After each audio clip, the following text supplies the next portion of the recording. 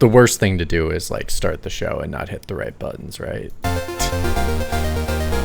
Yeah.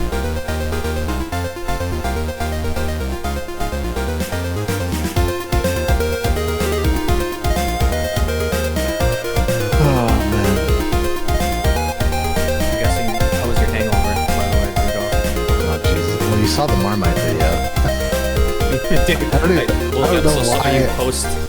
Dude, you posted the same video thing, like 5 times. I was like, oh man. Well, we are live. Hello, and welcome to Pixel Pints.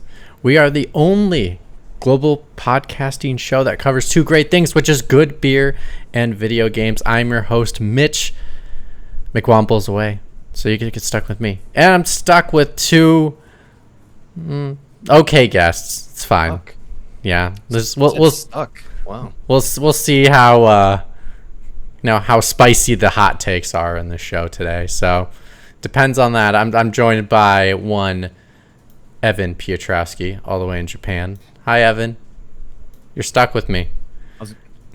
Stuck. Stuck in the middle with you. Actually, on my screen, I am in the middle. So. See, on my screen, I'm in the middle, but that's just because I'm looking at what the viewers see. I'm in the middle. I quickly ran to the store before we started recording to get some beer, and I was waiting in line, and I looked over at you know how much a single kiwi is in Japan? 178 yen. And I should have looked this up beforehand, because you're like, what does that mean? It's like $2, right? Wait, what's the American rate? $1.22. Okay. For a single kiwi. I don't know the last time I bought a kiwi in a grocery store. Yeah, I don't know that either. I don't know how much I'd pay for a kiwi. Well, you guys have so much more. You have way more options than we have fewer. We have fewer options. That's not true. Less. We have fewer. I'm just kidding. But like in Japan, fruit is kind of seen as like a special treat. And that's fair, because you don't make it in Japan. You have to import it. It depends on the fruit, but there's not a big variety of fruit. You have apples, bananas, peaches, some melon types, and kiwis are big now. You see them everywhere. They weren't like that about a decade ago, and that's about it. There's not a lot of variety. It's more vegetable variety in Japan, but they don't like walk down the street like eating an apple or something. I know this is going very long. Mitch is happy I keep talking, but many years ago, my friend Simon was like watching football, and his wife was like, "Oh, you want a pear?" He's like, "Oh yeah, I'll take a pear." He's watching this, and then like 20 minutes later, she like brings this plate out, and like all individually, like the skin was peeled, it was cut into eighths with like a toothpick in it. He's like, "Well, it's like, just give me the fucking pear." But it's just a different cultural thing. It's like you would put that out for someone to have like one slice of. You wouldn't grab a whole pear and just eat it, type of thing. So I think it's $1.78 or 178 yen for a kiwi is not that big of a deal, because it's not like they're going out and buying like a bushel or something like that. But also thinking about it, probably, and you could correct me if I'm wrong, Japanese food is mainly vegetable based in regards to like more variety of vegetable than variety of fruit. Fruit's used more in their desserts than it is in like main dishes. Yeah, that's accurate. So yeah, sense. mostly vegetables in main dishes. Yeah. See, I learned something. Then I'm joined also by Burkoff, all the way in flooding Vegas. Yeah, I'm trying to stay afloat. Might have to file an insurance claim. We had a leak yesterday because it was raining so hard. Did you bring out the floaties already? Right. Yeah. Like, like I imagine you with the arm floaties, and then the little like unicorn floaty that's there. You'll be like, I'm ready for this. I'm ready to get flooded. No, yeah, but he's just like chilling in like the donut floaty thing, or just with the floaties on in his living room, but like still drinking. Like, yeah, this exactly. Will go away. I trust the sewer, the drainage system. He's got the Steam Deck in his hands because it's portable, so he can just float while he plays on his Steam Deck all day. Because that battery's gonna last you. But well, yeah, it's been crazy, man. I've not seen rain like that in Vegas before. So Ever? ever. Yeah. I mean, it's Wow. rained hard. Monsoon season is a thing, but this is the first time I've seen it rain like that. The one thing that is great about rain like that, everything looks so nice and green the next day. Dude, our roads are so effed. Yeah, I was coming home Friday. We left work early. They closed everything down an hour early so people could drive home in between the storm systems. Hmm. And I was stuck on the street's called Rainbow. It's like one of the major roads. I was stuck Rainbow on Road? Rainbow. Yeah, I was stuck on Rainbow for like almost an hour, and I hadn't gone more than 2 city blocks. Oh, wow. There's so many people and yeah, it was just crazy. Interesting. That's given me PTSD from living in Chicago. Like that was my commute home Hmm. every day. Chicago. Bill Burr just recently talked about. He's like, everyone talks about Chicago. He's like, don't go to Chicago. Go to Milwaukee. Smaller, less traffic, and the Lake Michigan's still right there. Right. But yeah, Uh, I people no, would say Chicago's a nice city, but People would say that busy. about my commute, but I'm fortunate enough with COVID happening, traffic is not as bad as it used to be. It's still bad at times, but it's not like it's. I'm also later out at night, so like I'm not hitting the 3 o'clock Rush traffic, hour. the rush Yeah, hour. rush hour I'm traffic. hitting it at 7, so it's like it's not as big of a deal, but it's still not as bad. I like even during the day if I went somewhere, I don't hit traffic as often and it doesn't take me as long to get to places. But also I lived in the Midwest, so used to that. To get to grandma, 4-hour drive, get used to it. So like 45 minutes to go somewhere. Apparently, when I tell that to someone in LA, they're like, how can you live with that kind of commute? I'm like, dude, it's 45 minutes. It's just like you put a couple podcasts on, Bob's your uncle, you're good. So I don't know. I don't know. That's that's not so bad. My Right. commute is, it's door to door is about 40 minutes, but it's like 10-minute bike ride, 20-minute train ride, 12-minute walk. Yeah. So it's I mean, about the same. to go see my dad, it was always an hour and a half car ride. Like, so driving at least an hour, if it's under an hour, that is not a commute. That's not that bad of a commute to me. Yeah, I do get a lot of podcasts and audiobooks in. Yeah. Gotta listen to them at 1.5 the speed to get through them all. Anyway, just like you can listen to us, we are streamed live here on twitch.tv/pixelpints every single weekend. This might change. We might be going to the YouTubers soon. I just haven't had time to set all that up.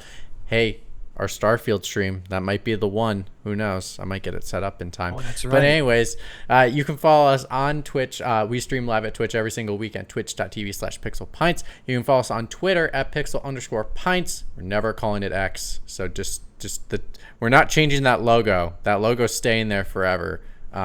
Just a giant F you to Elon Musk. And you can also follow us on Instagram at pixelpintspod. You can also watch our archive show on YouTube. Just look up Pixel Pints, white mug, green background. You'll find it. Or if you can go to any podcasting servicer around the globe, we do have them on there as well. Yes, we were talking about Starfield for a second. I just want to promote this because you get to relish in my pain. So Burkoff made a bet. I made a wager to make him play a game. We're actually going to talk about that game in the show later today. But because he played it, I have to play Starfield for the same amount of hours that he played this other game that we'll talk about later in the show. So that stream will not be next week. I'm actually out of town, so we actually won't have a show next week. But the following week, literally, we will start the show, and the show is going to be I'm playing the game, everyone's hanging out, they're going to pick my character, they're going to hang out with me for the first couple hours, and then they can leave whenever they want or stay on for the entire time. But I'm going to stream, and I have to stream for like 30-something hours. So we'll see how this goes.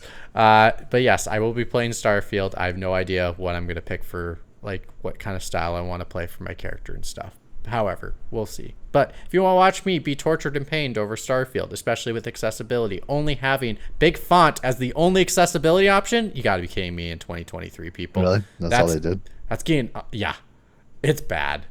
It's real bad.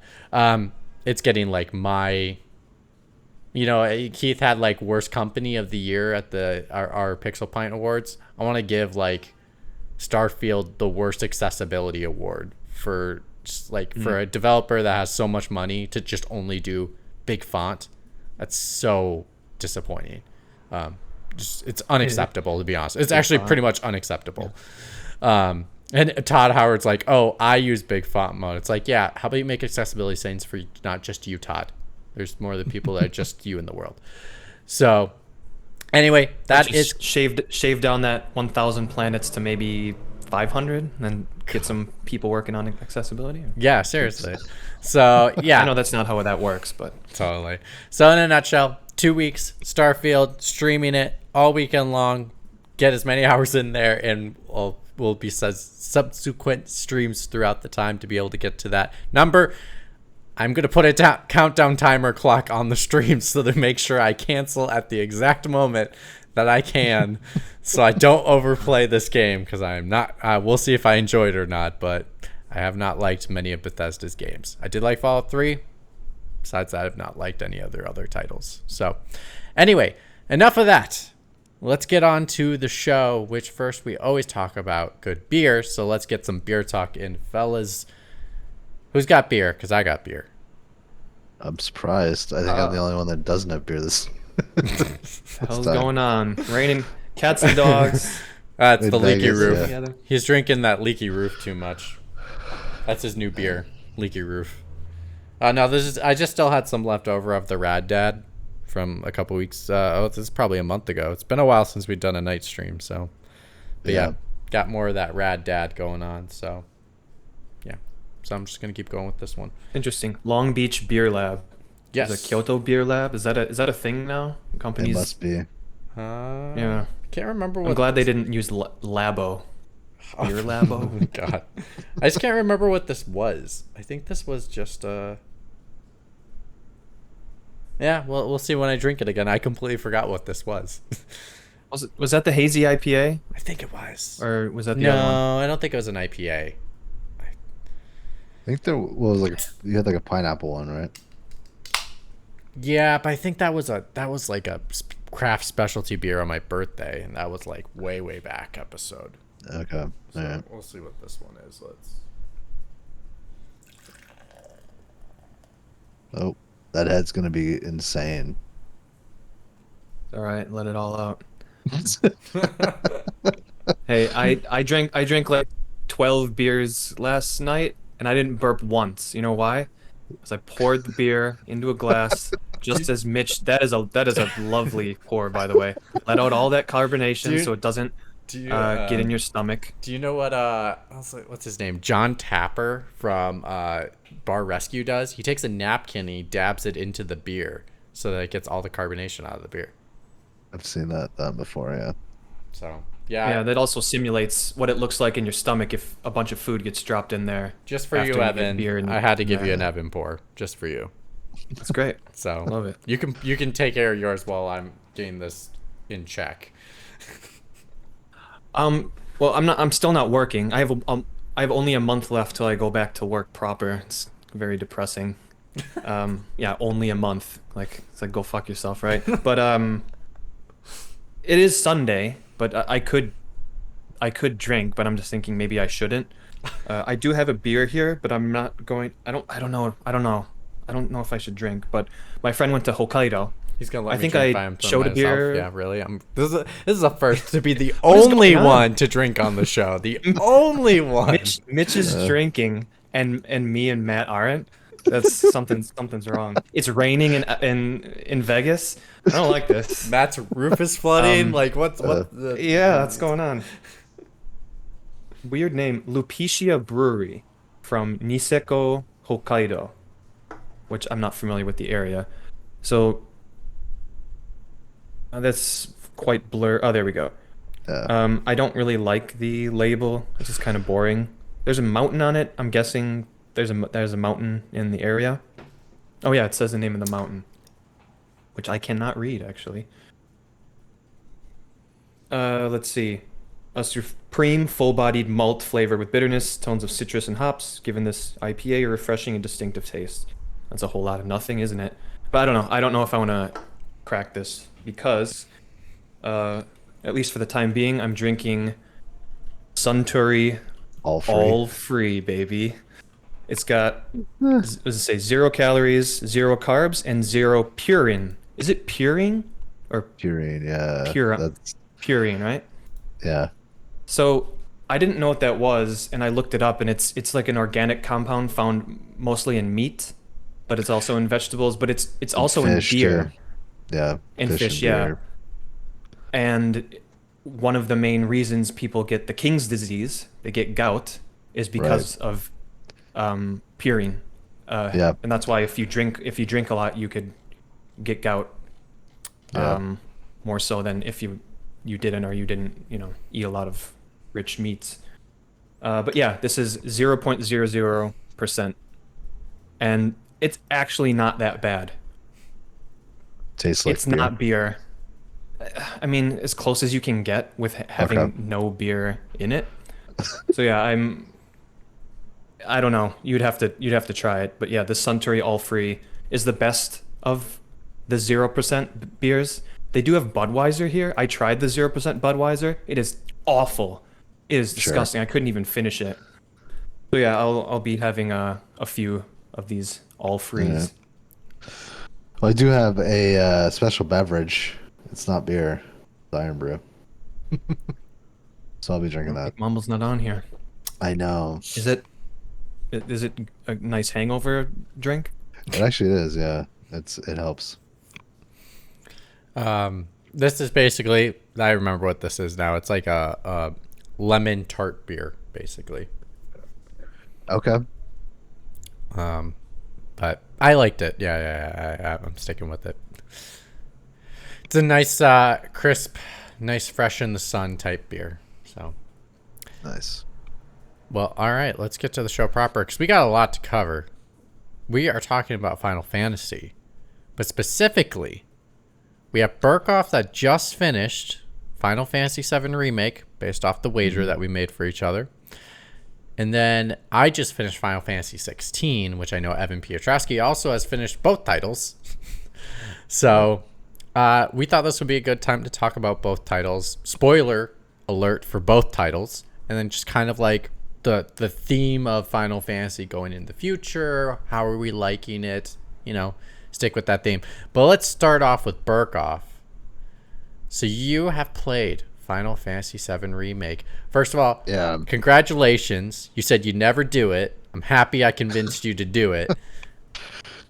What's your thoughts? What's your thoughts on it?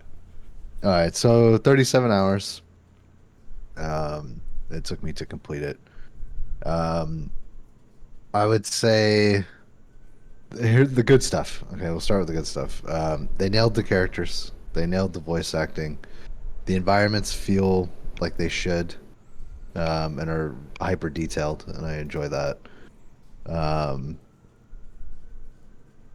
After that, that's where I start to lose it. So I think I gave it a 7.5 out of 10, or a 7 out of 10. After I finished it,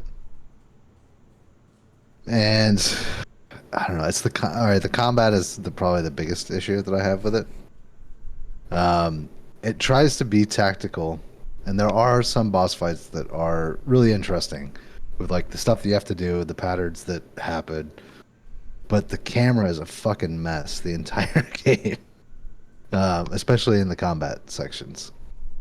And most of the time, I was just watching the meters and just like slamming the square or X button. And it's like, okay, till a meter built up, and then I hit A, and then I'd go through all my characters and see like, all right, what am I going to use? Do I have to heal? Do I use a spell? Do I, use an ability? That type of thing. So a lot of times I wasn't even paying attention to what was actually happening on screen. I was just watching the meters, trying to figure out, what it was that I had to do next. Did you ever try to like take because when I played a lot with the hotkeys, like used them a lot. So And I'd only use the pausing when I felt like it needed to be strategic for a minute to like re-strategize. Yeah, so I did use them a little bit early game, but I found it was just easier to get my bearings on what the hell was going on to just pause it every, I don't know, however, every 30 seconds or every minute or whatever. Um, Partially because the camera's kind of all over the place and really hard to control. Um, so there was that. I think the game is entirely way too long for what it is. Like the segment that it expands in the original game was 6 hours, maybe. Um, and to have it be 30 hours, at its quickest is it's too much. They put too much into it. It should have been like half that at least. Um, there's obviously like Advent Children stuff going on too, right? So Nomura just went crazy with having Sephiroth appear super early and then making him like a pivotal. Well, spoilers, he's the end boss, right? But there's really no reason for him to be the end boss. Like it doesn't make any sense when you get there. And the whole Destinies thing, um, where like Barrett gets stabbed, but then he gets brought back to life, and you're like, okay, is this how they're gonna deal with Eris or Aerith when that part of the story comes up? But the way that it ends is like, are they even gonna go with the rest of the story of Seven? I don't know. Yeah, what's your overall thought on that? Because like basically they said the whole point of the ending is to say that they defeated fate to make it be a same one for one of the original, so things will be different going forward. Yeah, I don't know. I'm not sure how I feel about it. It could be interesting. I mean, they could do a lot of things. And I mean, if they tighten up the controls a little bit, the camera on the combat, maybe I don't know, give some more options there, or make it easier to switch characters, or switch between characters at times. Like, I don't know. They could do a lot with it, and it might be good. But I don't know. I feel like it's a weird out for them to just do whatever they want. Will you play the second one? I don't know. We'll see when it comes out. I mean, I'm sure it's going to be PlayStation 5 exclusive for a year, right? I think it was PlayStation and PC. Okay, well, if it comes to Steam, yeah, I might pick it up and might play it, but it'll probably be dependent on reviews. I'll watch reviews and see. What was I? What do you think is the worst and your most favorite moment from the remake? Worst moment is the end of the game. That segment's too long. It's too hard. Like I probably died at least 4 or 5 times between the different the three wraith like things, the Destiny, Fate, and whatever. It is too long. Yeah, I agree. Mm-hmm. I mean, that's like 2 hours, just that, depending on what difficulty you've got it on. So that's probably my least favorite. My favorite moment was probably Cornejo or Corneo. Mark Hamill did an amazing job playing the character and bringing him to life and making him just this disgusting, crazy character. So that was probably my favorite moment. And the way that whole city is done is really nice. Like being able to walk through there, like all the nooks and crannies and that kind of stuff. Yeah, that was probably the best by far. Yeah, I'd agree. Like one of my favorite parts about that title is like being able to go through Midgar and go through so much of it to really understand how big the place really is and how small and insignificant like your location is. And I think it made the moments where, when Midgar got bombed, your section getting bombed is more what I meant to say, is like you feel the significance a little more by understanding how insignificant you are in comparison to this giant space. Because I think in the original you really couldn't tell, and that's just because of the graphics and how Yeah. linear it was at the time and things like that. But here it feels so much Like, more yeah. expanse. Well, I mean, it's only one location in like a very big game too. I mean, there's so much other shit in the Final Fantasy VII world. Um, which I mean, it goes back to like the first point that I was saying, where it's just narrowing it to that segment of, the source material is, I don't know. It was nice to see it blown up, but you just spend way too much time there, and they reuse everything. They reuse every location at least 4 times. So like I've going through to do like the side quests and try to like learn about the NPCs and stuff like that. It was more of a chore because it's like, damn it, it forces you to go back through these areas anyway.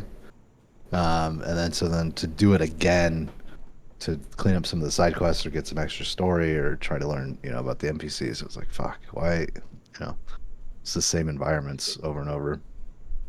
It is interesting, and like you're saying, Burkoff, where you can see very clear parts of the game where it could have been just cut, or at least it shows you that like this you added unnecessary elements, like when you're with Aerith or Eris, walking through the junkyard.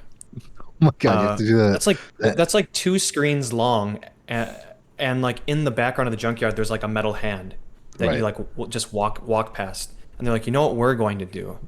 We're gonna put that giant hand. Do you remember that giant hand from FF7? Yeah, No, yeah. you don't. Well, okay, here it is. We'll make you They remember just- it now. yeah, they put in this little mini game where you have to like move the hand, and then Eris jumps on it, Yeah. and then there's like 2 or 3 of them. It's Like, a whole why dungeon. did you Yeah. put this in here? It's like ridiculous. it's like like this- it's like a 2-hour dungeon of just going through. And There's like 4 I hands. own. It's so dumb. It's so unnecessary. I went back after playing that game because I have FF7 on my PlayStation 5, and I played through Midgar, and I turned on like limit breaks forever, and just so I could Yeah, get yeah. through it. But it was like 2 hours, maybe 3, something like that. It's quite Yeah, small. it's quite short. Yeah. So yeah, some of the I do remember as well another, and this is something I hope games stop doing. When you do that, and I know it's optional, but still, it's in the game, right? You have to find those cats. There's a Oh, side yeah, quest to find. It's like one of the first ones. Yeah, it is one of the first. Yeah, episodes. and as you're doing it, Cloud's like, "This sucks." Like he might as well just like look at the screen, and it's like just because he says it sucks doesn't mean that you get away with it. Game, like yeah, it does suck. So okay. Don't tell so me that. I know it's it. I know it's a different title, but Final Fantasy 16, when you get near the end of the game, there's a lot of melee combat. Especially there's one area where you basically are going through every single mini boss in one area, and he just goes it's the first time the character ever says it, but he just goes, "Of course there's more. There's got to be more." Yeah. And then I just laugh at him, just going like, "Oh my god, that's exactly what I was thinking, but you're so right, and I'm so on board with it." And I laughed at the screen. But anyway, yeah, that's yeah, no, I totally. I can see that in some aspects of it for sure. Yeah. Some of the NPCs too are just super generic. They want you to be engaged with the world, but then like you're walking around and it's like, did you buy these assets off of the fucking Epic Store for the Unreal Engine? Like what? Like who designed these? Some rough faces, dude. Yeah, like who designed these characters? Like I don't know. Chadley's kind of interesting. The Chocobo dude. But even him, like he doesn't look like he fits in the world.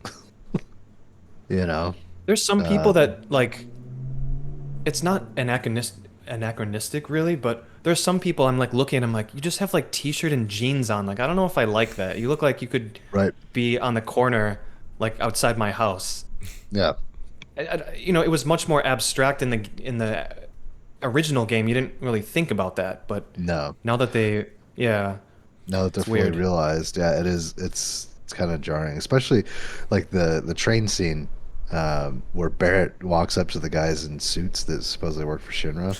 Oh, And it's just like, how do you not know that? Like, it was painfully obvious in the original game that we were the terrorists, right? But it's even more painfully obvious in that scene that they're the terrorists. Dude, I'm glad that you said that because I was going to bring that up at some point in this. Yeah, like in the game again, like you're made out of like 8 polygons, so it's like your pants are red and your shirt is blue, or like oh, maybe that's a coat. Like I don't know, right? Right, But in right. this game, yeah, it's like they have like AK. One of the reactors just exploded in that area, and then a And then- bunch of people with a gun arm, sweaty, all like dirty with like blood on them and like AK-47s on their back get on the train and no one's like, oh, that's totally that. Everyone run. Right. Yeah, exactly. Just the guy in the suit just like chilling. Like Barrett's like yelling at him. I know. It's so obvious, yeah. But again, that's what happens when your graphics get like not photorealistic but realistic. That type of stuff stands out. Right. Exactly. but it's gorgeous. it is a really good looking game. It is really um, pretty. Yeah. Like, oh my Except god. for the chapter 15 skybox. Chapter. Did they fix that? I don't know. I mean, it's not that noticeable. I feel like it works. They might have fixed it because when I played that and you keep climbing up and up and up, and there's this big skybox in the background and it looks like a 380 by 380 pixel of like think Midgar just stretched out over the whole skybox is awful. I remember think they- Daniel Bloodworth talking about that back in the day. Yeah, I think they did fix it because I distinctly remember. Yeah, once you climb up the wall and there's no turning back. Once you hit that, yeah, there's a few moments where I stopped and actually just looked around because I thought And it that didn't was look actually, bad. No, it felt like it was a powerful scene, like just how high Okay. up you were and stuff. Yeah. So I don't think They totally fixed that then because it used to. There has to be a screenshot or something on YouTube of someone with the original skybox because it looked like crap. But anyway, sorry, Mitch, you were saying that graphically the game looks good. Yeah. I just think like it's really really pretty. I think, skyboxes are very much foolish on a sense of scale, but I think because of how the skyboxes were used in this title with the space that is there, I think is probably the most effective, especially when you're telling like you're in the slums of your section and you look above in your skybox and you see the literal sections above you, or when you're climbing up on the higher end of the skybox and you look below and you can see all the different sections of Midgar. I think as a narrative tool, the skyboxes were so helpful to really feel that scale that I just never felt in the original. That I actually so liked it.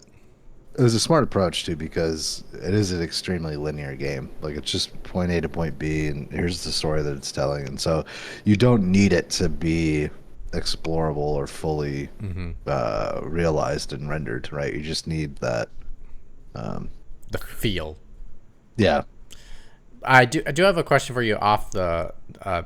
It's about combat, 'cause I know you're a big turn-based guy, but I have to ask this because it was probably my favorite feature from the title, which was when you get a different sword besides the Buster Sword, and you use the special move on it to master it, and then you could then map it to the Buster Sword so that you could still aesthetically keep the Buster Sword if you wanted to. What was your thought about that? Because I love that. I didn't do any of that. So the different weapons, I was like, okay, clearly, they're truncating this a little bit, and they're doing the weapon enhancement system so that it's, I guess, somewhat consistent with the original, right? So you're not overwhelmed with all these weapons that you would have normally had in a game that length. Being able to unlock certain things was, I don't know, it was kind of, it was I guess, an interesting compromise. Well, what I found interesting about it is because, like, you technically could not use other moves on other weapons unless it was the Buster Sword and only if you use that move enough times on the original weapon. So it's almost like you could, if you liked a certain weapon, stick with it. It's fine. Go ahead. Like, keep using it. Or if you really were compelled to and you wanted to, like, make yourself like a specialty weapon that has a couple different moves on the Buster Sword, you could. And I absolutely loved that. And I kept unlocking moves, but then getting rid of the sword and just keeping my Buster Sword and then just switching out different types of moves. Also, I like the aesthetic look of the Buster Sword, so I like to keep it.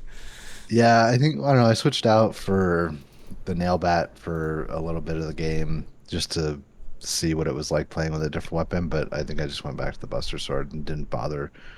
Like, I would unlock stuff as we got those points. Like, I would go in and look at the different weapons that I had and unlock stuff to see, does it, make sense to switch or whatever. But in terms of like the stats, the Buster Sword I felt like was always the most. So I didn't really unlock anything else on any of the other weapons because numerically, when I looked at the stats, equipping that and having that equipped made more sense because I had more points. Yeah, I thought the sacrifice, I do remember that, and I think for me it was like the sacrifice was worth it to like get the unlock, but then switch back to my high-powered Buster Sword. Yeah. It was almost like you're sacrificing the stats to unlock something to make your Buster Sword even more strong, which I kind of appreciated. Like there is a choice. So, well, yeah, one of the things that I did with Barrett was, I don't know what the weapon's called, but it's the spike ball. So it's not actually he has the normal chain gun, and then he's got like the machine gun one, and then the spiked ball hand. And then he's got like the pincers too. I didn't use those, but I did use the spike ball and made him more of like a magic user for part of the game. And so that was interesting. I like the ability to sort of mold the characters because that was one of the things you could do in the original game is really mold the characters depending on what type of materia and stuff you had equipped to the role that they were playing in the team. So there were times where like there's only a couple places in the game where you actually need ranged. So most of the time, like I would just swap out Barrett and have him equipped with other stuff and make him a magic user rather than relying on his chain gun. Okay. He was my favorite character to play. Like it took me a while to wrap my head around that fighting system, the battle system, combat system.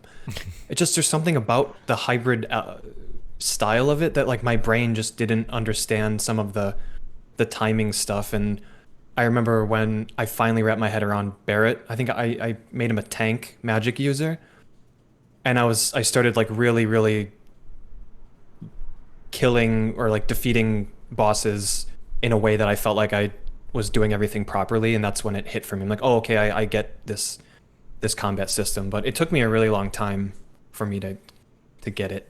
This actually brings up a different question then. Did you, either of you have, well, Evan, you kind of already answered it by saying Barrett, but Matt, did you have a specific character you rather use than Cloud? Like, did you end up using, taking control of a different character more often than when you were using Cloud? No, not more often, but occasionally I would switch to Tifa because she's kind of fun to play with. I was going to say, for me, like, it was majority Cloud, but I would switch to Tifa. I really liked Tifa. I loved her moveset. I love her combos. Well, it felt like, too, like, just because she's so quick, like, if there was a time that, like, Cloud got stunned or was hit with something or whatever, and he just kind of, like, staggered or whatever, I would switch over to Tifa, make sure that she was attacking whatever character it was or whatever enemy it was that stunned Cloud, so that once he snapped out of it, I could switch back to him and then have him do other stuff or whatever. Totally. So yeah, she was fun, and like her abilities were kind of cool. Did you have a different character you used besides Barrett, Evan, or is Barrett kind of your other go-to besides Cloud? Totally Tifa. So I like Barrett because he's a tank. You can stand back and keep. He has one of his Barraging limit breaks bullets. is like he puts his a defense. Yeah, and then that's what I would do and you like make sure your gun doesn't overheat and hit it at the right time, and then you can shoot the blast and keep that going while you have a strong defense. But in terms of getting up close, I think Tifa is clearly the best character because there's some if you go on YouTube, there are some people that they do it's like Tifa combat tips. There's some crazy stuff that you can. By the way, you know how sometimes you want to look something up, but you type in like the most basic information? Don't type Tifa YouTube. Don't do that. Be more specific, please. But when you said Tifa fighting tips, I instantly think like they voiced over her saying like, "You want my Tifa fighting tips?" And like she has the personality like she would definitely be in an infomercial, being like, "You want the Tifa fighting tips? Boom, boom, boom, boom. Here, let me give you a few. Here, get the 1, 2." I'm like, okay. Or like it shows someone doing like being terrible at combat, and it's like dead, and then it's like pause, and then she comes out on screen. Hi, if this is you, then I can help you out. And she Exactly. like, jumps up and down and stuff. Yeah. Yeah, totally yeah, like, jumping into frame. Yep.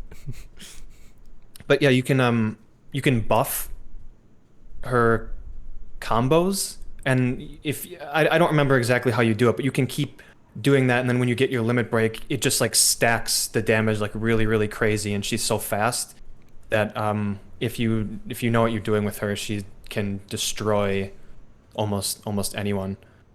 But again, a lot of this stuff, I'm like, there's people are too good at video games, you know. It's the whole I got the platinum in Blasphemous 2, but someone did it the day it came out. If you look at the trophies, and they probably did it blindfolded with a DDR pad. It's like, but if you look at the stuff that you can do that's possible with Tifa, it's pretty crazy how strong she's kind of OP if you know how to do all that stuff. Yeah. All right, wrapping up the Final Fantasy VII remake talk with Final Fantasy VII Part 2 is coming, or whatever it's being called. It's called something with an R. Rebirth? No. Rebirth, yeah. Rebirth. Yeah. So with Rebirth, are you in? Are you out? Or you don't know? Let's go. You're going last, Burkoff. You're going last. Evan, are you in? Are you out? Or you don't know for the next one? As someone who platinum Final Fantasy 15, I'm kind of in this weird mode of like, it's just my obligation to play all the Final Fantasy games. I liked Final Fantasy VII Remake. I agree with Burkoff that the whole idea of you defeat the Whispers, meaning like you take a hold of control of your own destiny, them winking at like, from here on out, things could be completely different. Well, because Zach's alive. From the original game. Right, yeah, that whole thing, like how does totally that... different. Yeah. And also, I remember it's like almost, it could be like an alternate, not alternate universe, but a splinter in the course of history or something, because they show the very end, there's like an empty potato chip or crisp container with a dog on it, but when it cuts to Zack, the dog is the different dog. So it's like This, in this alternate world, this logo is slightly different. So who knows what they're going to do with that? It's like BioShock Infinite. Games that mess around with like the multiverse and stuff, or timelines, or time travel, sometimes it can be a huge issue because it renders almost any decision that you make completely meaningless, because there's a time, you could travel back in time, or there's another universe where like you succeed. There's a universe where you die, and so like, what's the point? So I don't like when this stuff gets overly complicated, and it's starting to get like, the end of that game is like way overly complicated. I'm just worried that it's going to get more complicated from here on out. However, I'll play it. I don't know if I'm going to play it right when it comes out. I'm worried there's not going to be an overworld. I know that now. I just wonder how they're going to, like, if it's so linear now, because like Midgar is linear in that game, in the first game. But once you get out of Midgar, it's like, there's this huge world and you can choose where to go. how are they going to piece that together if there's no overworld? I'm curious. Well, we can't Yeah, say there I'm is in. or isn't an overworld because technically the first game, I mean, the original game was linear in Midgar, so like they probably were just following the same formula. So can't really say for Yeah. certain, but they could tackle it like Final Fantasy 16, which we'll get to that, which I really liked. But I'm in, hardcore. Really liked everything. I agree the ending of the original was a little weird and hard to follow at times. I think it was being a little too cutesy and not just straight to the point. But I really love what I've saw the footage for the new title, especially with them just doing slight evolutions to the combat system, including like duo moves, combination moves with your partners, and then that could end up leading to really cool moments for characters when you're like, oh hey, I love playing with Cloud and Tifa. Let's have them do a dual combo together, and that would be really cool to be able to see often. But yeah, I'm in. I mean, I don't love Final Fantasy VII like the original. I think it's fine, but seeing it being like put in today's standard where it actually looks like, you know, real in comparison to the other one, it's just so jarring with the bodies of the of Seven of the original to really like think of them as what they're supposed to look like and the environments to think of what they're supposed to look like. Because I think 8 really perfected really making the world feel real and the characters feel real in that world, because they were able to play with a little bit more stuff. But I know, long tangent, but anyway, I really love seeing it in kind of modern standard, and even if they aren't following the story exactly, I do like some of the twists and turns they're doing with it, including like some characters dying when they're not supposed to, or some characters got more fleshing out before they got killed and made their moment more memorable. So I'm really excited to see what they do to like tackle this title. So I am in. Burkoff. I don't know. Maybe after it comes out, we'll see. I'm kind of with Evan with the multiverse thing. Like, I don't know what they're gonna do with that. And obviously Zach is alive, or it seems like he's in a parallel universe that may cross over with what they're doing.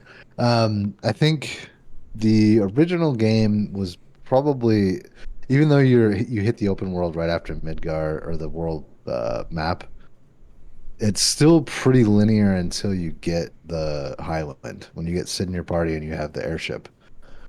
Um, so it'll be interesting if I I don't know how much of the overall story that they're going to cover, or like when characters are going to come in, but if you have an airship that you can fly around in Rebirth, I'm curious how that's going to work. Uh, Yeah, bold prediction. you know that special moment. Go ahead. Go ahead. Oh, bold prediction. It's going to Aerith's being stabbed. Cut to black. Part 3. You think it's going to end there? Yeah, totally. Why wouldn't you? Like, have them all on a death spiral, and then you could totally subdue their expectation like they did plan this originally, and maybe say Aerith isn't going to die in this version, and she actually survives when you start boot up the third game. Maybe. Yeah, I don't know. Do we know if saves are going to transfer over? Yes. Okay, so your saves are going to. Well, I don't know if like how it affects the title, but I would not be shocked if saves transfer over. In regards to maybe you get a specialty weapon or something like that because you played the original. Yeah, something like that. But I don't think like your stats and everything's going to transfer over. I highly doubt that will be the case. Well, that'll be interesting because like It's a continuation, so yeah, it'll be weird. yeah, Maybe they will have you. Maybe like you can either transfer your stats or you start at level 30. I was gonna say I don't remember what level I'm at the end of the game. I don't remember how high I got.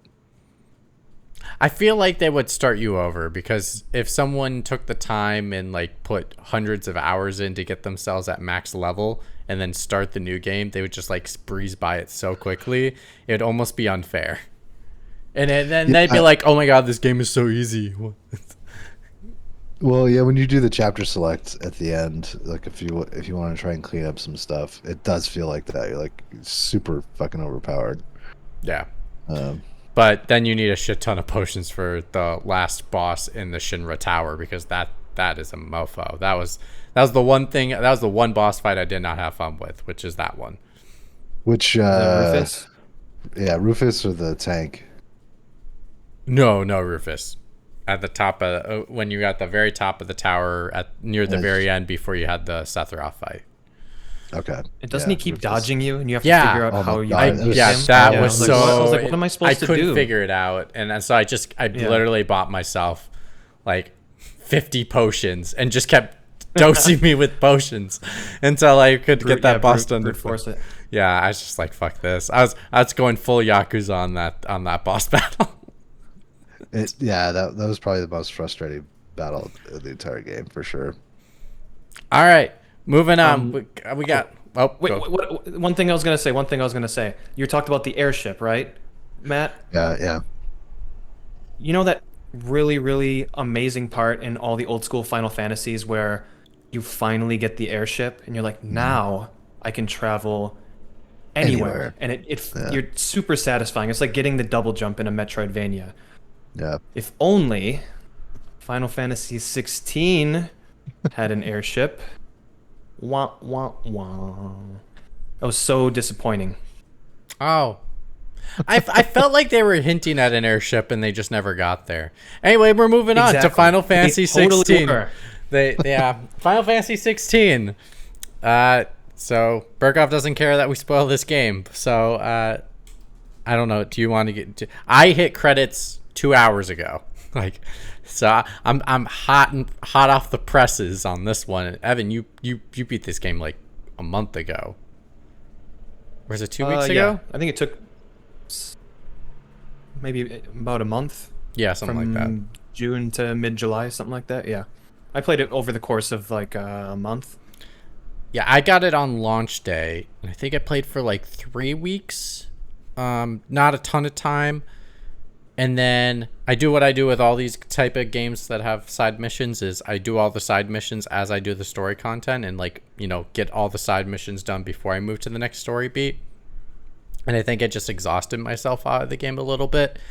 And then I was like, I really got to get to playing this and just beeline the rest of the main story. And I was so happy I did it because holy crap, it reminded me how much this game is amazing. Well, I guess I might as well talk about what I thought. My thoughts on this. The game's amazing. The game is crazy good. It has issues, but really, I think it is probably the best epic fantasy game I've ever played. And I think it's probably the best epic fantasy game on the market. And when I mean epic, because the sense of scale on this game is it is off the walls, bonkers good. I am blown away every time I've been playing this game. Every boss battle with the icons fighting each other, I am just at awe of what they're able to do with this. And it's so good. I love the open world map. I love how they handled the open world map. It's probably one of my favorites. And I think it's a beautiful way of tackling an open world map without feeling what's the words I'm looking for? Without feeling the anxiety of having a giant open world map where you go anywhere you want. But at the same time, it also doesn't feel legitimate in regards to like the distance I'm traveling feels relative to how far I'm traveling. So like an example, Horizon Forbidden West has an entire open world map, but it covers multiple states. But there's no way I can run from one state to another in 10 minutes. It's just like that physically you cannot do that in the real world. Where I think in this game, in Final Fantasy, the way they did the open world map, I feel as if traveling the distance I traveled is actually really long and makes the map feel so much bigger than it actually really is when you like break it down into pieces. But it really does feel so much bigger than it really does. And I absolutely love that. Combat system, great. I mean, it's basically Devil May Cry, and I love Devil May Cry 5. I'm missing some nuance a little bit with the combat system. I think there's way too many particle effects, so I had to give myself the prompt to dodge, because I could not read the enemies sometimes, especially when there's so many particle effects happening. That was probably one of my biggest gripes. And then my other biggest gripe is the fact that that is tied to regular things and not just an accessibility feature. So I had to use up a slot and a second slot because I didn't want to manually toggle while I'm trying to fight. I don't want to be touching the fucking D-pad while I'm trying to battle. Like, I wish there was that dodge prompt button as a accessibility feature, leaving slots open for me to be able to put other things, because I basically wasn't using that system because 2 of my slots were gone because I didn't want to deal with Torgal. Not that he's not helpful in combat, it's just I don't want to manually click his buttons and things like that. It just was too much for me to handle, and I couldn't tell when I could dodge, so I just rather have the prompt. But I found myself dodging before the button prompt appeared, which was good because it gave me a little more affirmation of being, I'm not relying on it entirely, but it's there if I need it, if I'm missing it. So like, I loved it in that aspect. Combat system's great. Loved switching between the different icons and be able to switch. It's very Final Fantasy VII Remake similar in regards to where Burkhoff was like waiting for the limit gauge to build, whereas here in Final Fantasy VII Remake, it's waiting for your icon abilities to reload so you could just keep using them over and over again because they feel so fucking good and satisfying. But also there's other nuances in the combat that made me feel more engaged compared to Final Fantasy VII Remake for this combat system. I don't know what else to say. Probably last thing, story's excellent. Story's probably one of the best I've seen in a fantasy epic. I feel like the characters were really well done. Everyone kind of had moments, and I feel like near the end they all were earned, and I felt like there's so many characters and a lot of these people are getting moments and they feel so good and earned. I have one gripe, we'll get to it later, but basically the near ending of the game, the villain kind of does the trope of, I'm going to give you a shit ton of information at the end with this giant mystery. Talking in that alternate yeah. area that you go to with Joshua. And you just walk up the stairs and he tells you a little bit, and you walk up the stairs and he tells you a little bit. Like, what are you doing? I mean, even before that, it's like they had the mystery of Ultima, but there was aspects that they did feed you a little bit of the information through a couple of the bosses about Ultima, but I feel like the big like reveal for Ultima in regards to him being the creator of human beings was nowhere ever found in any, like, I can't go back and see a reference of anything. I felt like that they almost had it. They almost had it, and they just needed that nook and cranny somewhere to make you go, that was it. I missed that reference. That was the reference I missed that told me Ultima was the creator of human beings or is this god. But like, yeah, or plant a seed early in the game that pays off. Exactly. Like, okay, that's what that connection was. Yeah. But I feel like the theme of what they were playing with of like willpower and how community builds you up almost helped it so that it wasn't a total hamper, because it wasn't relying only on the whole reveal of Ultima and who Ultima is and like that part. It was like the elements that they're already building in the storyline fit into that, and so therefore it didn't feel as jarring or not as earned in regards to when you were continuing to play. Burkhoff, the reason why I say it's a trope, because it reminded me of Final Fantasy 9. Where you just automatically, yeah, you just go to this realm and they're like, oh yeah, you're one of us, and it's like, what the fuck, you never no insight ever. Yeah. I was like, and then he like transforms into like multiple versions, and it's just like, what the fuck is this? At least in this version, it's a little more, it's better explained. It's just, they almost had it, but they just missed the ball on that. So that's my thoughts. It's fucking amazing. We can go more into it, but yeah, I thought it's definitely game of the year contender for me, hardcore. I'm wondering if we should very quickly explain the story to Berkoff to see what you think. Let me try to squeeze this in. Yeah, you go for it. Go for it. Okay, so and this is stuff that you find out later, but a really long time ago, some people are born with the ability to wield magic, and some are not. In a really, really long really long time ago, on it's Ash, and what's the other continent that you spend most of your time on? Completely forgot. It starts with a V.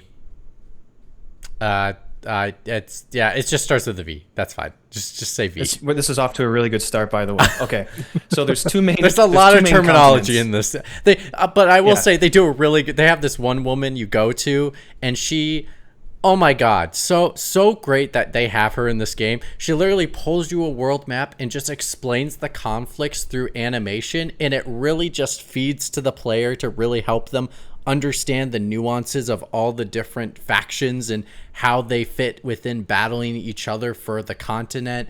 It's so good. Sorry, go ahead. Yeah, just had to fit that in there. It is. Yeah, Vivian Ninetails, dude. How could you forget her name? It's Vivian Ninetails. Yeah.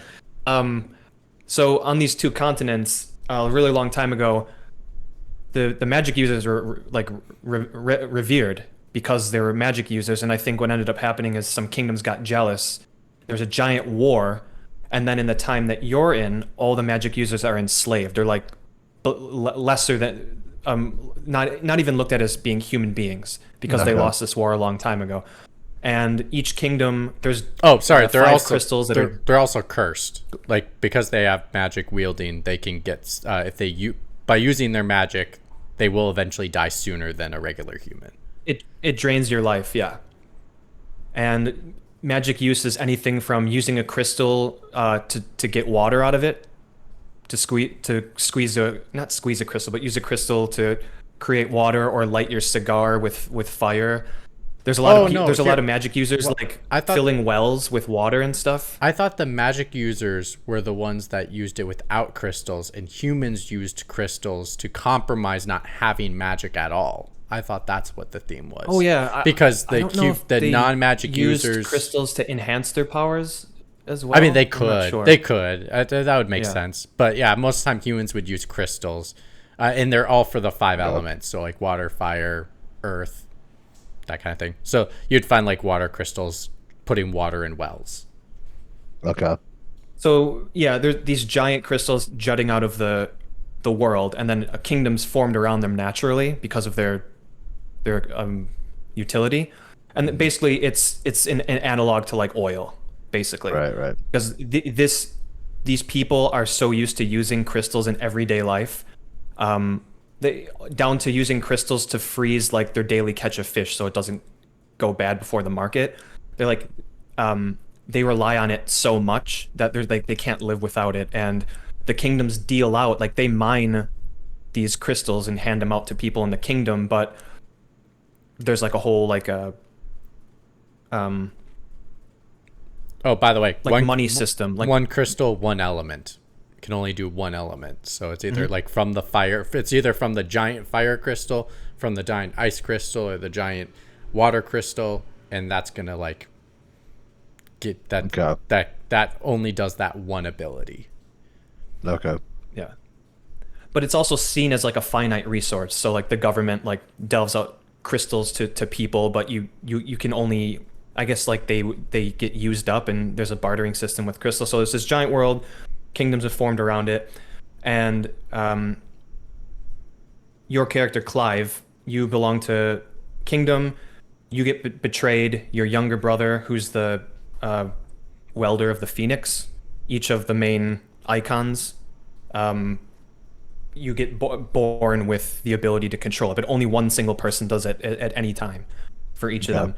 He dies, and then you become a slave for like 13 years, and then you end up meeting Sid, which I always love that they bring a Sid in.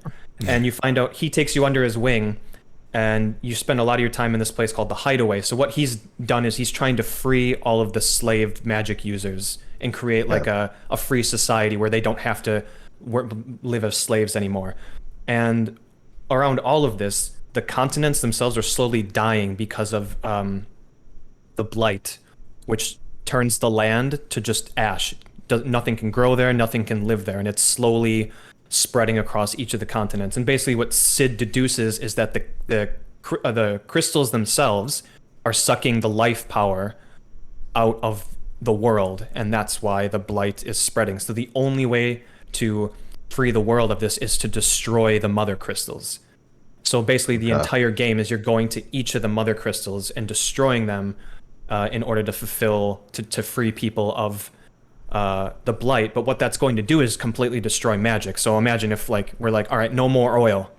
Like how would we live on? So then there's all these like political machinations going on, and the first mother crystal you destroy, you get sucked into this alternate world, and you learn that there's this creature called Ultima, which is nice that they use the name Ultima. And what Mitch was referring to is you find out that his people are like they came from a continent from the south, and it's very Game of Thrones. Like, you know how in Game of Thrones they have like the two main continents, and they hint at like other worlds, but it's never shown on any map. You even go to It's kinda space like that, so- and like they say, oh, it's going to destroy the entire world, but like it's bigger than just those two continents. Right. Okay. Yeah, so Ultima is a god, basically a godlike being that destroyed the other continents through using too much magic. Yep. So he was basically like, when you use magic, it's like very Final Fantasy VII in that way. It's like the life stream of the world is Right. magic, but when you use it, you hurt the planet. So his people moved to the two main continents that you're on, planted the seed for humans. He created humans, and he went into like a deep dark sleep. And the goal was eventually one person, because it's basically his seed, would be able to weld the power to create a spell that would destroy the blight. Okay. Well, destroy the world And started anew, where he would not have to worry about the blight spreading anymore. Right. But he needed, I don't really know why, but he needed a vessel to be able to conjure that spell. He couldn't do it himself. And so, like, yeah, you find out, like, oh, Ultima is the creator of all of people, of everyone on this continent. And so he comes out of his slumber, and he sees Clive as this vessel. He's like, oh, this is the vessel I've been waiting for to create this spell. And he's the vessel because he can take multiple icons and use their abilities, whereas every other icon can only use their ability. He actually sucks up their icon from them and can then use the ability of that icon. And then the wielder of the one that he sucked them from can wield their icon, but not under control. They've lost control of their icon, basically. And they've either passed it on, or in some instances, the icon left the wielder and went to him instead. So he's the only one that can wield multiple icons, which by the end of the game, you wield every single icon. Right. Okay. Yeah, you have Shiva, Titan, Bahamut, Ifrit, Odin. Yeah, you have all of them. So basically, he waits for you to absorb all the powers of all the other icons, and you become like the perfect vessel, the strongest vessel for him to create the spell. And then you find out, like, oh, he's going to kill everyone and create a world where only he and his brethren will survive, and then the blight will be gone, and then the world will be his again, type of thing. And one of the best things about this Burkoff is, at the end of the game, the reason that he fails is because he doesn't understand the potential of human beings and their free will. And the reason that Clive is so strong is because of friendship. It's totally Final Fantasy family. VIII. It's family. But the way he explains it at the end of the game, he's like, you know why we're different? It's because, like, I believe in people and they believe in me, and there's a power in that you don't understand because you never gave your you never gave us a chance. Because He says it way better. I'm like, you know what? Every Final Fantasy game or JRPG, it's friendship. So you kill God with friendship. It's a fucking amazing. But the way that they actually like break it all down in the dialogue, it's like I was like totally on board. It didn't feel cheesy. It felt earned. Well, I think because the other element came into play was like he went into the deep sleep, and he's meant to be a god that's supposed to be worshipped, and people forgot about him, and he didn't anticipate that. He thought he would be remembered forever, but then he was not. So then when he came back and people did not remember him, people were like, well, why would you? Clive was basically saying like, you fear that your own creation is going against you because you feared of being forgotten, and like people don't remember you. People aren't going to want to remember you. Now why are people going to want to do what you ask us to do because you weren't here? So like, and he keeps saying, I made you, so do what the fuck I want and give me all those powers. And it also makes sense too, because like he created humans, but he like doesn't understand his own creation. Correct, because he's been asleep the whole time. Right, and of course like his downfall is his hubris, which is common in most stories all the time. But it's all right. I'll do a quick 30,000-foot view of my thoughts. I like a lot of this game, but there's also a lot of it that I don't like. The overarching story is really, really good. One thing that really disappoints me, Burkoff, I would say, because I played the demo, that first 2 hours of the game is like the best opening to a game I have ever played, meaning they set the stage in a way that's like so promising. Like this game is going to be amazing. And they do a very, at least at the beginning of the game, they do a very Game of Thrones thing where like there's going to be a lot of like people sitting around talking about politics, like a lot of political machinations going on. Like, oh, I like this. So there's one of the wielder of Garuda. She's sleeping with the icon. What do they call them? The people. Titan. No, the people that can wield icons. Oh, dominance. The dominance, yeah. So the dominant of Garuda is sleeping with the dominant of Titan, and they're from they're but she's also sleeping with the king of Walud, who's the Odin's dominant. And you're like, oh, she's totally playing this Titan guy who's from another kingdom. Like, oh, that's gonna be like revealed later, and then but like no, like they never see each other again. So I think there's a lot of setup that they do. Yeah, she's the first one to die. But then like, the death of her causes him to go insane and try to screw you over as the character because you killed her. Yeah. Like there's sure. But yeah.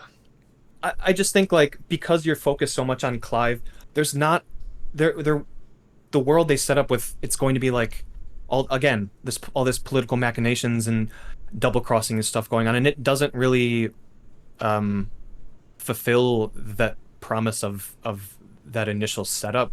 Really? I disagree. I don't think so. I disagree. Well, because once Ultima comes into play, it's like none of the kingdoms fighting matter, because the only thing you're doing is destroying the mother crystal. Yes, they hint at like Bahamut. I will say there's one of the coolest parts of this game is, do you remember two kingdoms are fighting over one of the crystals. One kingdom has the dominant Bahamut and the other is Odin, and they show like this valley where all like the knights are fighting, and then Odin is huge, dude. He's like as tall as a mountain, comes over the mountains, and they're like, Odin's here to lead us. And then Bahamut comes and they start fighting while like all like the soldiers on the ground are still fighting, and there's like total collateral damage because Odin literally bounces off his sword and it wipes out like a battalion. It is so fucking cool in parts, but I just think a lot of it just doesn't. I don't know. I focus so much on this little shit. I just wish there was more of that, like double crossing and revelations about this person played this person, they're actually working with this person. Like Odin's bad from the beginning. You know Barnabas is bad. It's like so fucking obvious. But I'd argue like the whole thing with oh geez, now I forgot what's the one Dragoon. Is it Dragoon? Bahamut? Yeah, Bahamut. Yeah. Why was I thinking Trigger? The whole machination with Bahamut and like his kingdom, like at that whole totally is. You thought it was the wife? No, it was. Wow, we were just talking about his name just a second ago. Now I forgot it. Barnabas? No, who's the main villain? What's his name? Wow. Ultima? Ultima, thank you.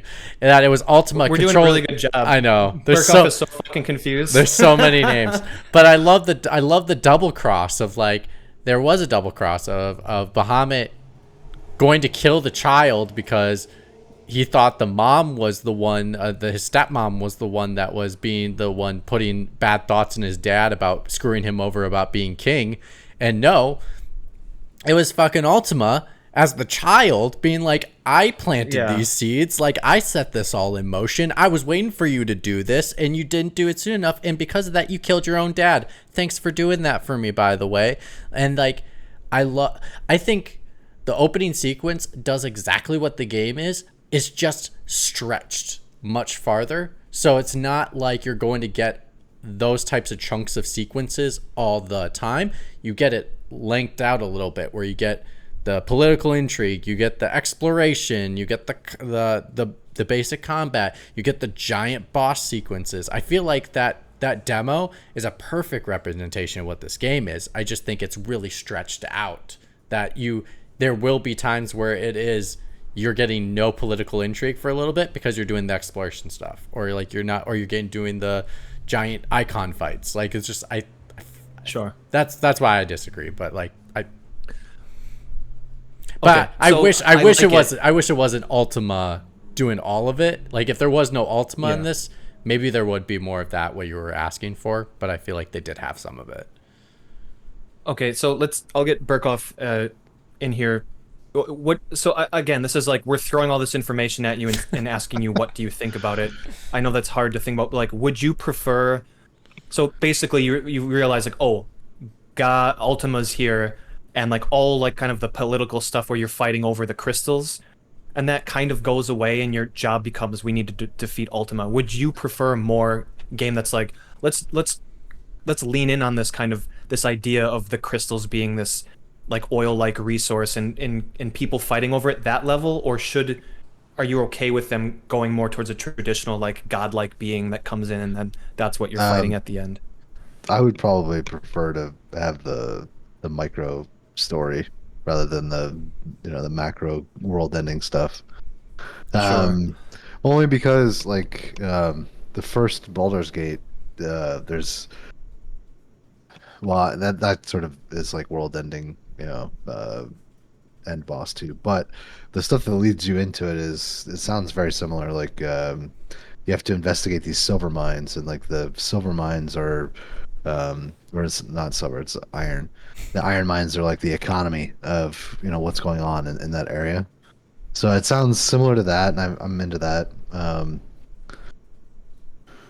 Yeah, I mean, I would be curious. I guess Evan, I a little bit disagree with like where you're at. I don't mean to be disagreeing with you so much, but I just feel like the whole people that like the game a lot more than me. Well, I just think the whole thing with Ultima, where it's like let's stop Ultima, is more of a side thing until the very end of the game, and it is more about let's destroy the mother crystals, and then you see the repercussions that happen from the mother crystals being destroyed. Like an entire kingdom has to move from one place to another and then fight to keep their own territory, or like you get to actually see villages be broken down and scarce and terrified because all of a sudden there's only one mother crystal left and their crystals aren't working, and how are they going to start a fire, or how are they going to get water?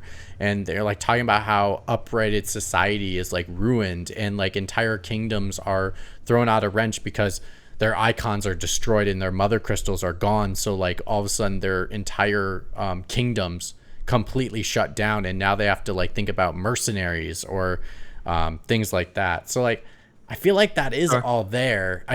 It's just you throw the Ultima thing is just thrown so much in the end that it does get thrown to the wayside at the end of it.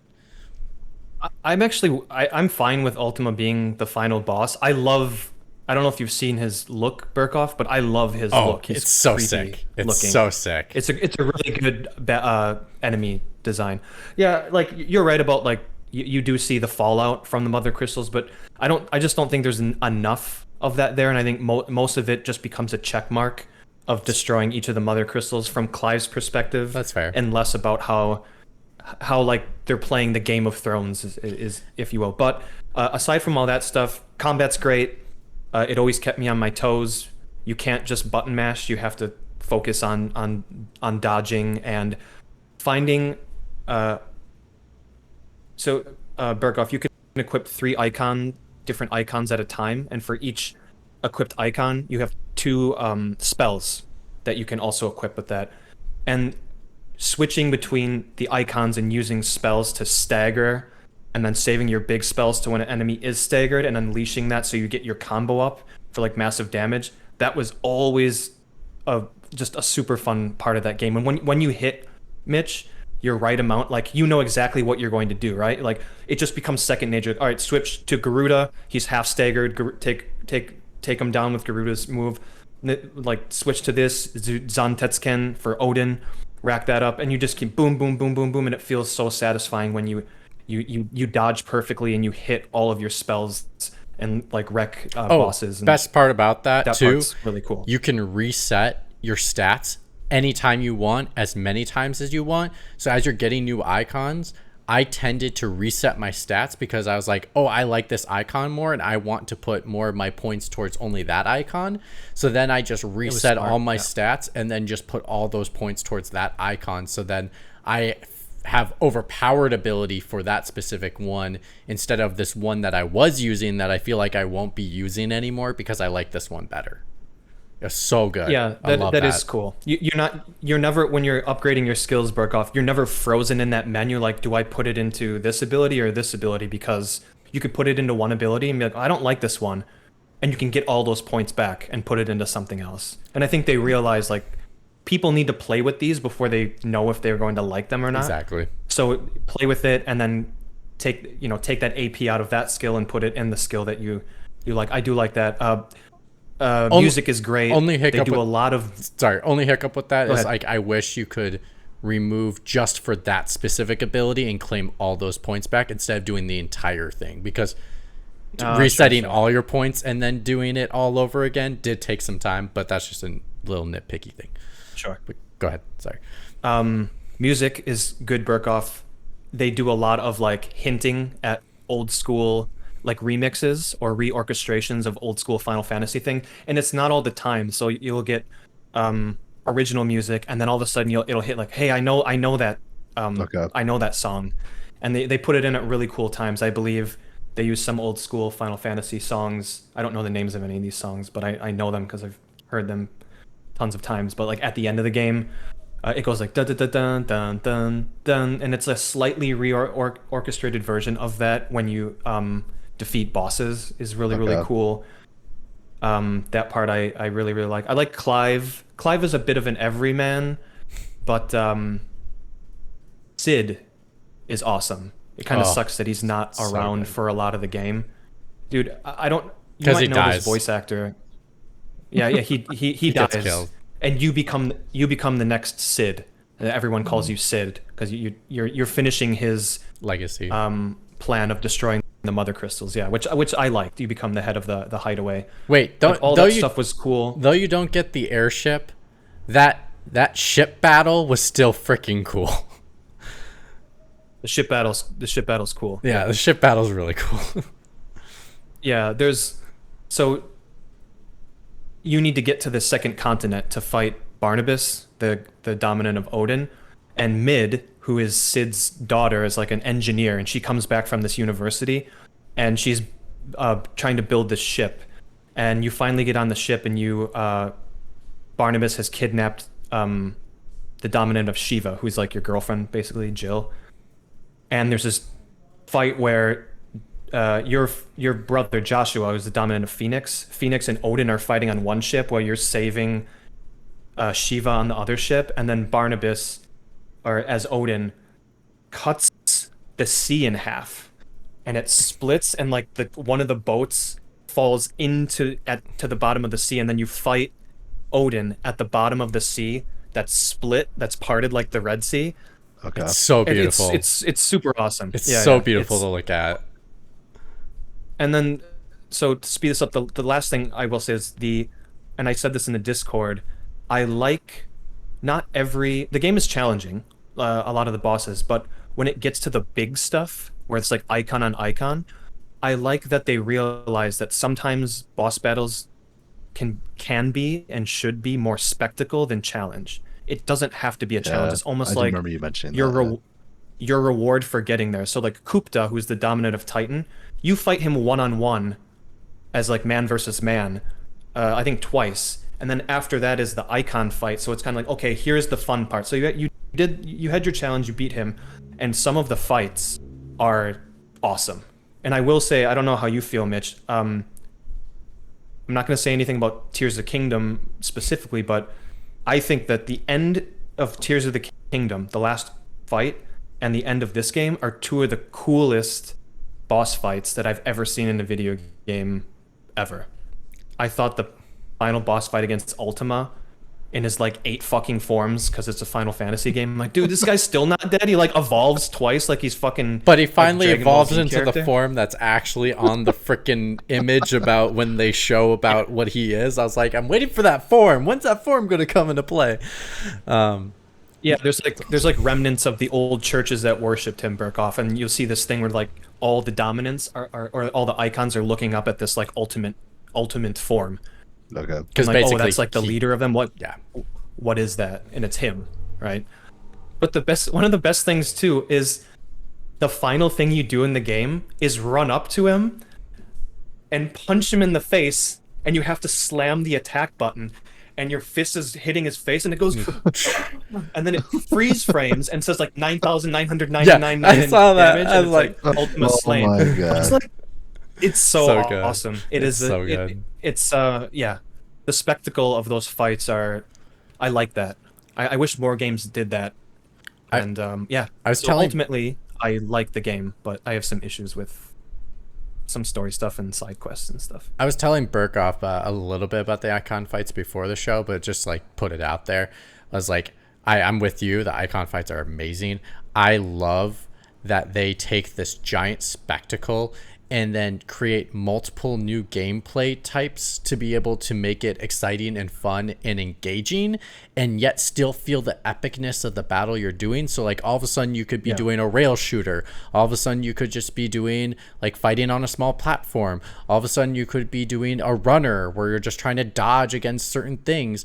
And in context, in my mind, it's like it's not taking away from the epicness of the battle, because they just know gameplay wise there's no way to give the player full control and to make this feel as epic as we want it to be and still feel the player engaged in what's happening around them. That I just think they nailed it. I love that they constantly were changing the gameplay mechanics, and there's so many like when people are complaining about the open world and being like, oh my god, it's not an open world where like people can go from point A to point B, and I was like, dude, these icon of fights, they're making brand new areas consistently to be able to have you interact in these spaces. I love that they did that, because it made those icon fights feel worth it and special and interactive, and made me feel so much of like keep wanting to do more icon fights, and they kept getting better. Like, that's even the worst part. That's a crazier part. I thought, like, Titan was like, oh, that's epic. Like, taking the thing and, like, stabbing him in the head with it. Yeah, great. And then you get to Bahamut, and you're like, holy shit. Like, you're going in motherfucking space, and you're, like, fighting them up in space. It's crazy. It reminds me of Dragon Ball Z. It's like when Goku is, like, you think Goku has reached his max level. No. He pulls some shit off that gets him, like, even stronger. It's just like, oh, it's so good. I just like, I don't even know. And I guess that like feeds to like when I say it's I think it's the best fantasy epic. Those icon fights make this game feel like 10 times epic more than it really even is. And it's just like, wow. Like, I just kept saying wow during all the icon fights. I don't know. Burkoff, I can't. you just have to play it, like, really, because when you play it, I think you're gonna go like, wow. I told him the whole game. All right, play it. Yeah. He's like, well, I know what's gonna happen next. You could just go on YouTube and watch it icon fight, and you probably will still say, wow, that's crazy that they fit that in there. Like, I do know the is it Phoenix and Ifrit?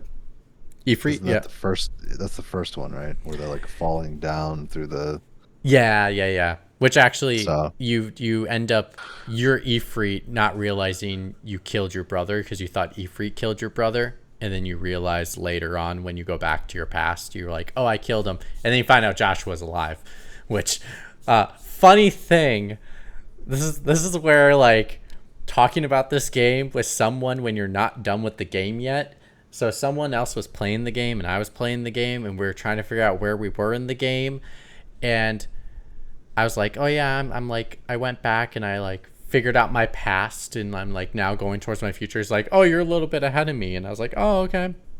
And then he's like, oh, because Joshua's dead, right? And I was like, maybe. And I just didn't want to give it away if like he was dead or alive. I thought he was still dead because you killed him.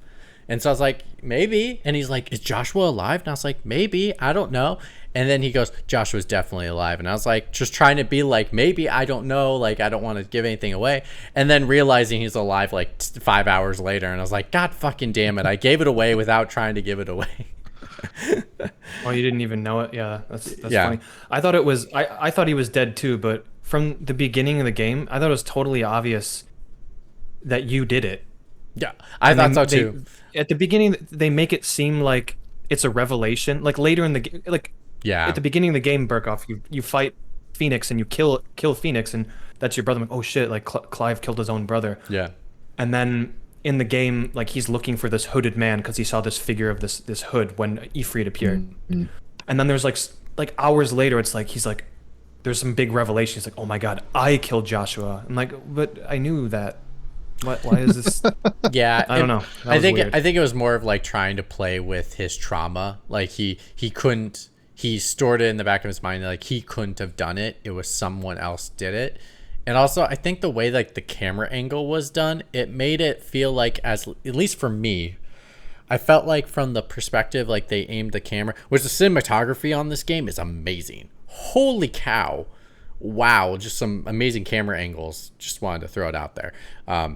Like this is way better than I ever expected it to be.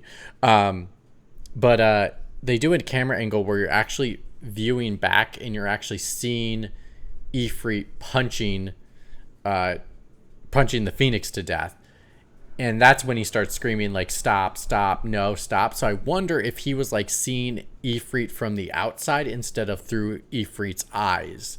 And that's why he thought that like the intention was, oh, Ifrit's killing him. Stop, Ifrit, stop. Like not knowing he's Ifrit or whatever. Yeah, I think the idea is when you first become an icon, or there's a possibility you can lose yourself and you become uncontrollable. So when he first becomes an icon, it's like an out of body experience. Like he doesn't know that it's actually him. The same thing happens with Joshua when he sees his dad get slain and he goes crazy.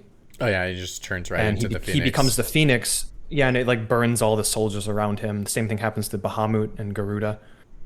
I guess you can just like you like go feral basically, and you don't know what you're doing, which I like that. I like. Well, I think they termed it as that that the beast will not listen to your commands. Like the beast is allowing you to control them, and if you lose their respect, they won't listen to what you're trying to tell it to do. It's like tamed the beast or something like that. But nah, it's just this game's crazy. Yeah, let's talk about the bad stuff. For really quick. Like you were saying, I agree. Side missions are just not very good. I'm skipping a lot of them.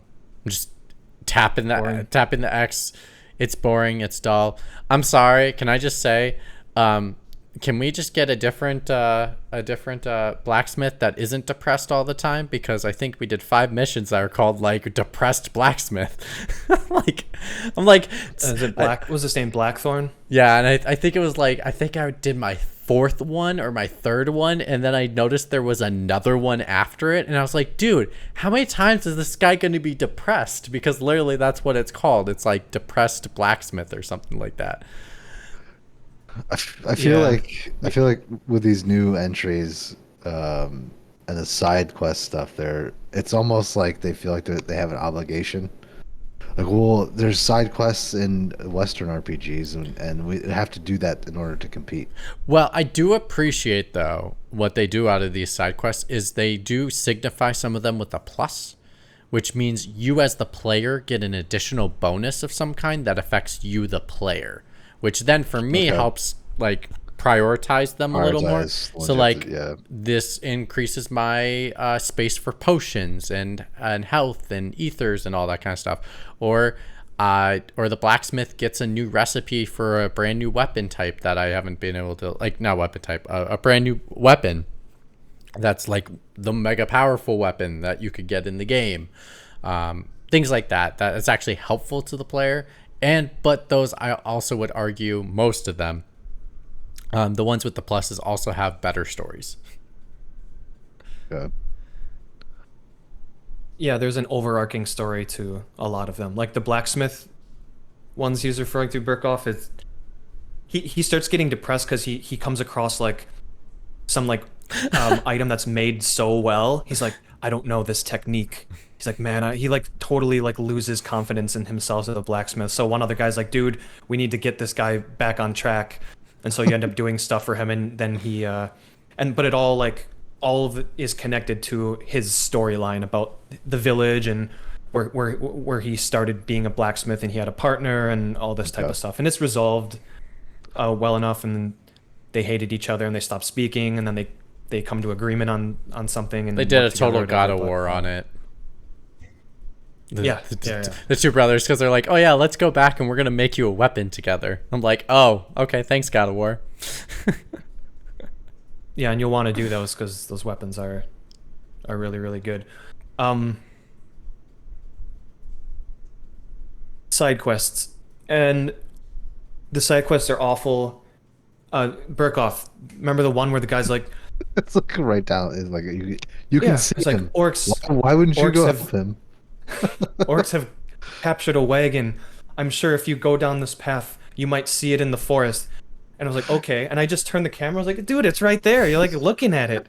Why didn't you like put that wagon like slightly out of view? It was hilarious. And two of his crew were looking directly at. They're doing like this, like covering their eyes out of shade kind of movement. Yeah, is ridiculous. Most of the stuff is like that. I skipped a lot of the dialogue. And in particular, there's one main quest where like everything's moving along at a nice pace, and it just comes to a screeching halt because you have to start Sid's daughter, who ends up building that ship for you to cross to the other continent.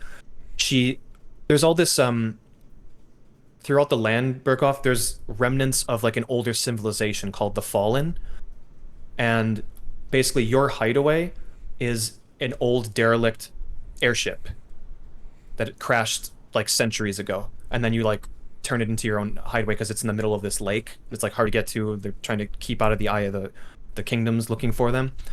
And then Mid is like this genius engineer, but they don't know how airships work because it's this old technology that was like lost.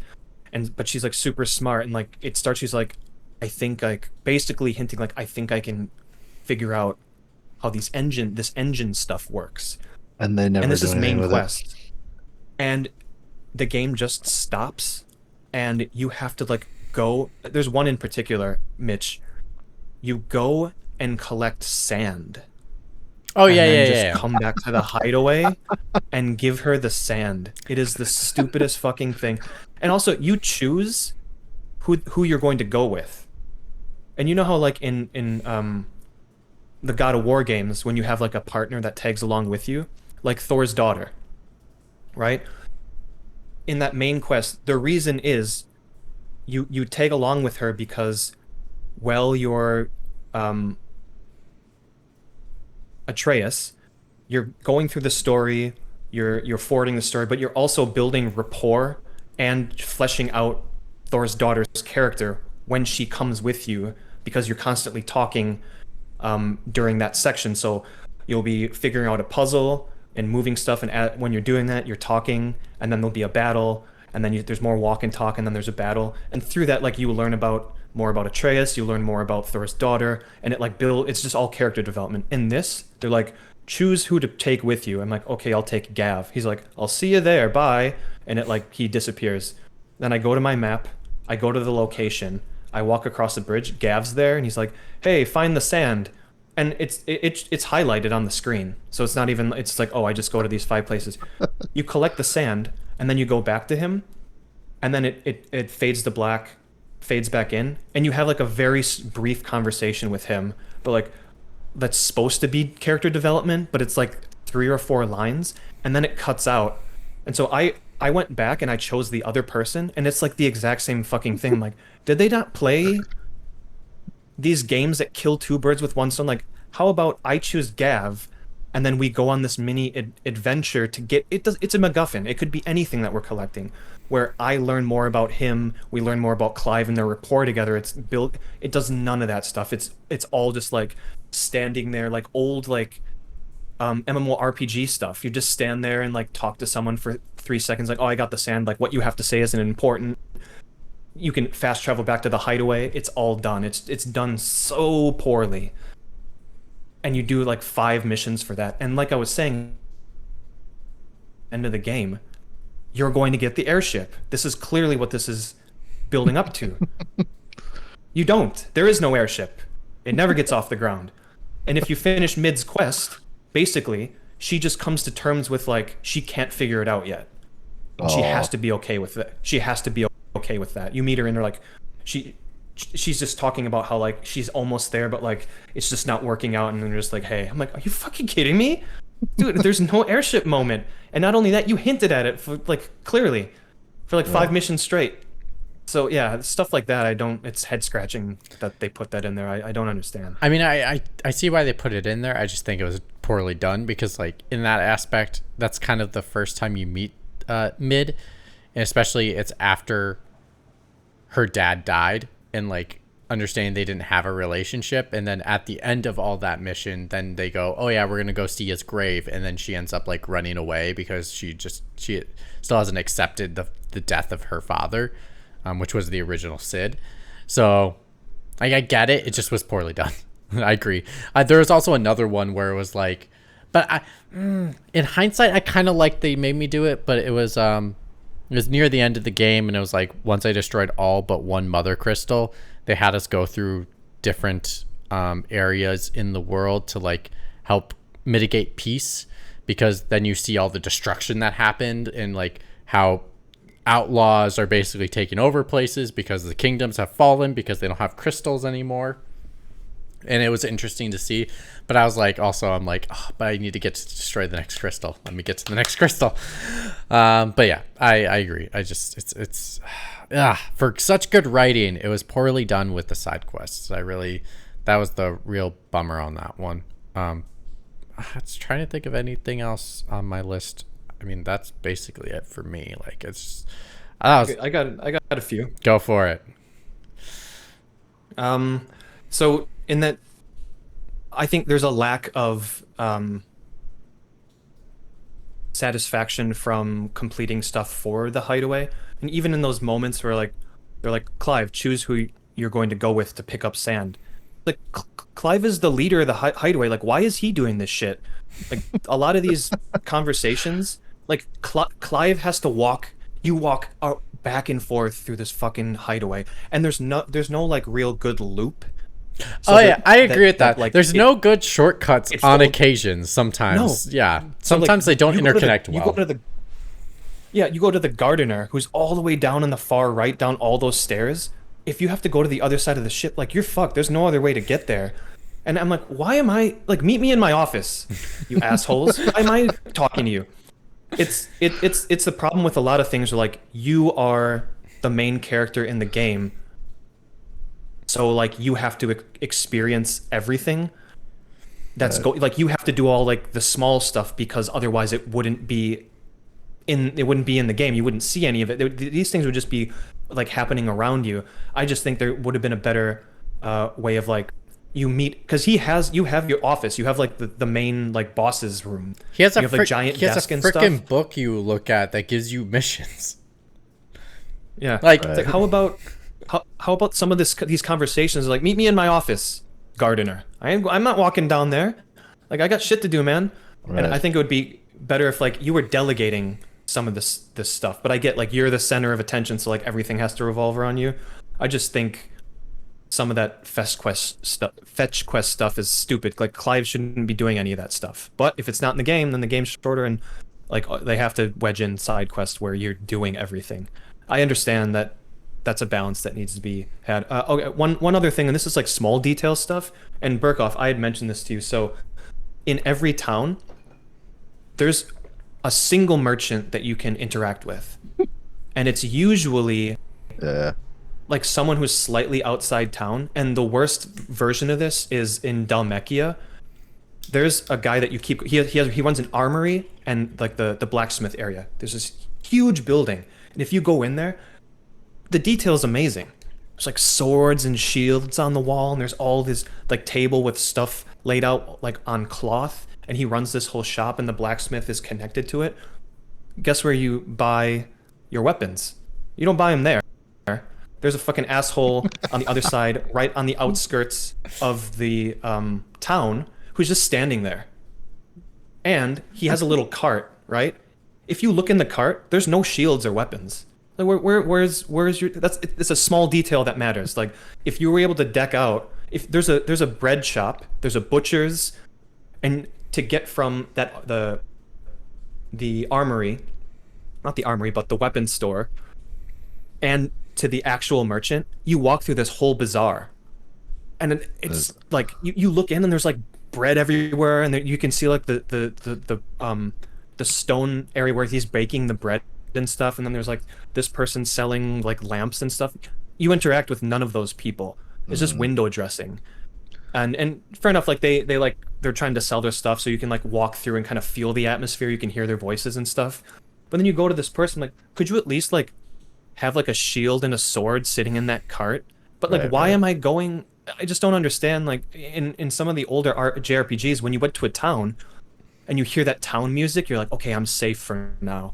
And you would explore. It was separate building for your inn, for your armor, and for your weapons, and that was cool to go in there. And sometimes, like, depending on the town, it was always like a giant sign with a sword on it, right? It's a bit archaic, but that's how those 16-bit games work. But it was slightly different. The towns were slightly different, and the insides of the buildings were and stuff. And I just wish there was more exploration in these towns instead of this single person that you can interact with, and that's it. Again, you can interact with some of these people through side quests, but if you don't engage in the side quest, there's nothing else to do in those spaces.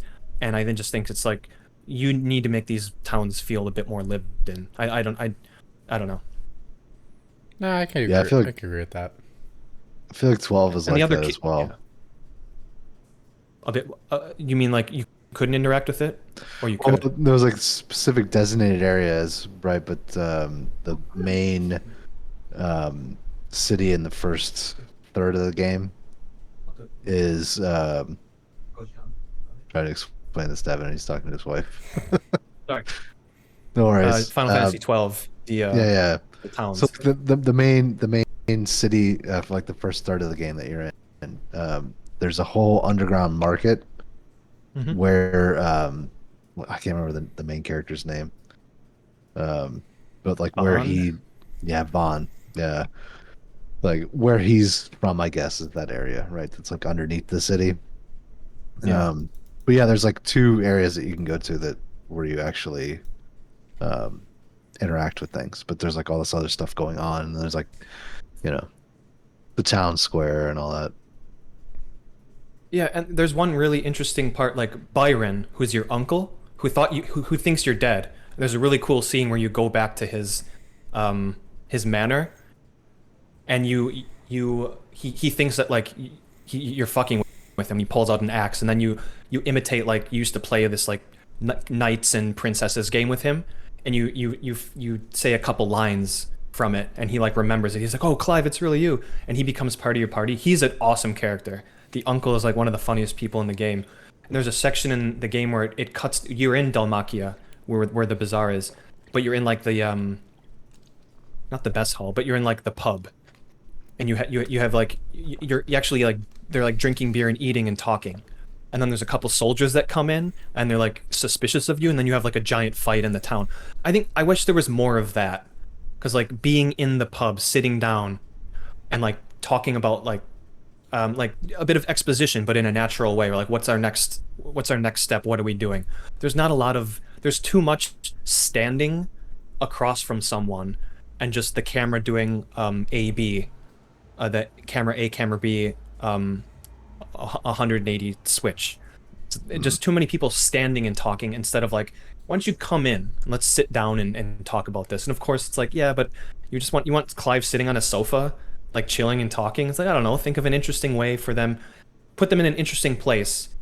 And even in the hideaway, there's not enough of you. Like, there's a pub in the hideaway and there's a mess hall, and you're just wherever the blacksmith is, you're just standing there talking to him. It's like, why aren't they in the pub, like having a beer and like spouting dialogue? You know what I mean? Right. There's not enough of that stuff.